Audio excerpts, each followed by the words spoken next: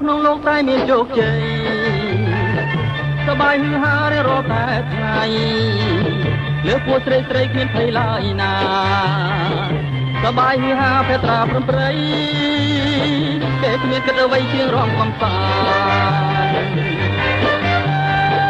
សបាយសបាយសបាយអដៃហឺហាគ្មានគិតសំចៃស្នស្រុកសម័យស៊ីវិល័យសុខសាន្តអត់ស្រាជាស្រីស្រីស្រពបំផានតាគេជាកូនអ្នកហាទេហើយតែប្រងគ្មានចិត្តស្មោះផងឡើយពេលនៅមុខភរិយាខាងដូចជា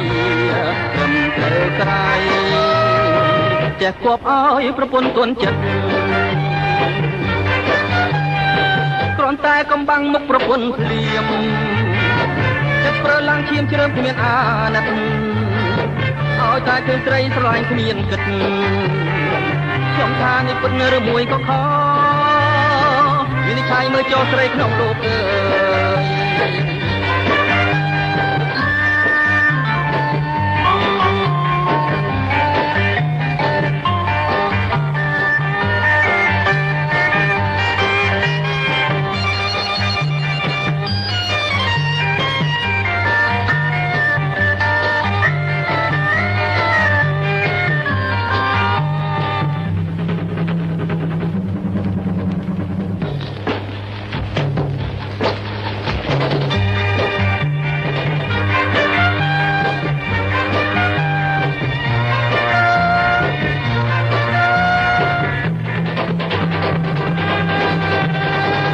ប្រក្នុងលោកតែមានជោគជ័យ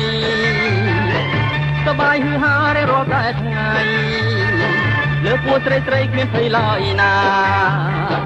សបាយហឺហាភេត្រាព្រំប្រៃគេគ្មានគិតអ្វីជាងរំកំសាន្តសបាយអដៃហឺហាគ្មានគិតកងចៃស្នស្រុកសម័យស៊ីវិល័យសុខសាន្តអត់ស្រាជាស្រីស្រីស្រពបំផានតាគេជាកូនអ្នកហាទេ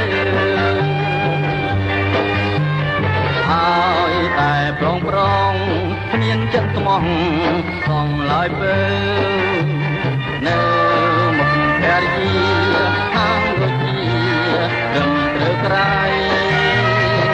ចេះគប់ឲ្យប្រពន្ធទុនចិត្តគ្រាន់តែកំបាំងមុខប្រពន្ធភ្លាមចិត្តប្រើឡើងឈាមជ្រើមគ្មានអាណិតឲ្យតែឃើញស្រីស្រឡាញ់គ្មានគិតខ្ញុំថានេះពិតឬមួយក៏ខ